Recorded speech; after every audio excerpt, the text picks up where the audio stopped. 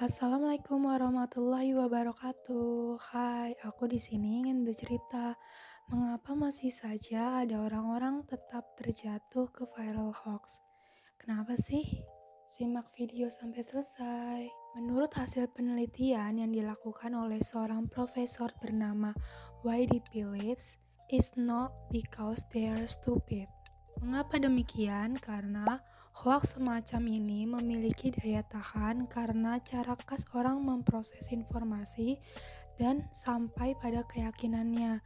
Manusia ketika dihadapkan dengan informasi baru, mereka tidak selalu melakukan hal yang logis dan mengevaluasinya berdasarkan kemampuan mereka sendiri, kata beliau. Ada contoh kasus misalkan akun Instagram A. Dia akan mengambil data pribadi Anda yang paling intim dan menggunakan untuk tujuan rahasia yang jahat. Dan dari kasus itu ada kebenaran, tentu saja Anda memiliki semua data Anda di internet.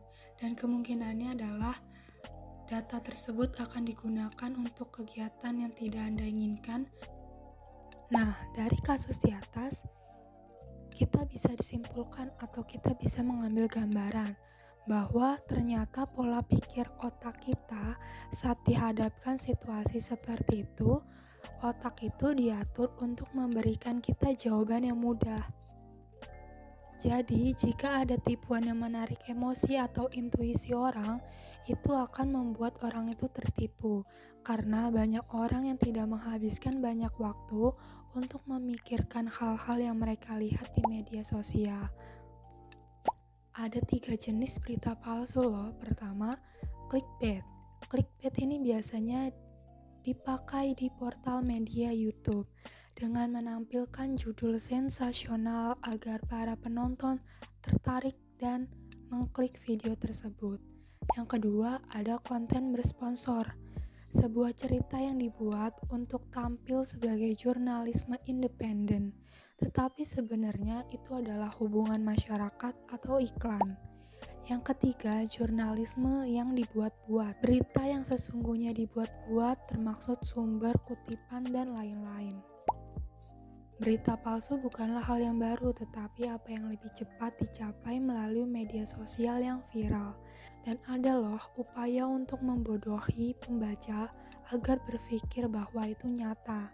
Nah, aku di sini ingin membahas ada beberapa strategi untuk melindungi diri kita dari berbagai berita palsu di luar sana. Yang pertama, ketahui sumber. Apakah Anda mengetahui sumbernya? Yang mengejutkan, dalam berita yang sah, judul tidak selalu menceritakan keseluruhan cerita, tetapi berita palsulah yang berupaya untuk menyindir dengan mencangkup beberapa cerita melalui judul.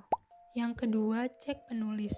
Tanda lain dari cerita palsu yang sering kali ditulis adalah tidak adanya penulis yang sah, bahkan tidak nyata. Yang ketiga, periksa tanggalnya. Beberapa cerita palsu tidak sepenuhnya dipalsukan, melainkan distorsi dari peristiwa nyata. Yang keempat, apakah ini sebuah lelucon? Ingat, ada yang namanya satir. Biasanya itu jelas dilabeli seperti itu, dan kadang-kadang bahkan lucu. Tapi itu bukan sebuah cerita. Dan kemudian ada bentuk sindiran yang lebih bisa diperdebatkan yang dirancang untuk menarik pembaca. Nah, dari postingan ini dirancang juga untuk para pembaca agar tertarik dan mengklik website tersebut. Yang kelima, periksa bias Anda.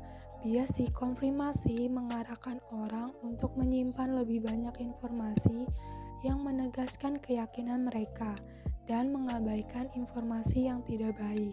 Keenam, konsultasi dengan ahli. Ada beberapa di luar sana platform yang menyediakan dalam pembongkaran berita-berita hoaks seperti turnbackhoax.id dan cekfakta.com.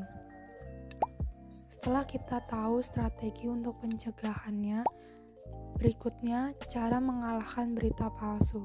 Pertama, dengan menjadi konsumen informasi yang cerdas. Jangan tertipu dengan segera menyetujui informasi yang didapatkan dan melihat informasi tersebut dengan keyakinan pribadi Anda. Ketahuilah bahwa ada berita palsu dan bias pribadi saat Anda membaca informasi atau berita. Yang kedua, bersikap skeptis dengan mencari informasi, foto, bahasa yang dimaksudkan untuk mengarahkan Anda pada sudut pandang tertentu. Ketiga, gali lebih dalam untuk memverifikasi apa yang Anda baca dari sumber lain. Yang terakhir, beri waktu untuk mengembangkan berita seperti tahan pendapat dan penilaian Anda pada suatu informasi sampai informasi tersebut dikonfirmasi pihak yang bersangkutan. Setelah mendengar penjelasan dari video sebelumnya, tidak susah bukan untuk menjadi generasi yang pandai, bijak dalam mengolah dan menerima informasi, terutama sejak masa pandemi sekarang. Banyak sekali bukan hoaks-hoaks yang bertebaran mengenai vaksin dan hal sebagainya. Jadi, pintarlah kita dalam mengontrol emosi saat membaca suatu informasi. Lakukanlah riset terlebih dahulu, baru membagikannya kepada keluarga terdekat.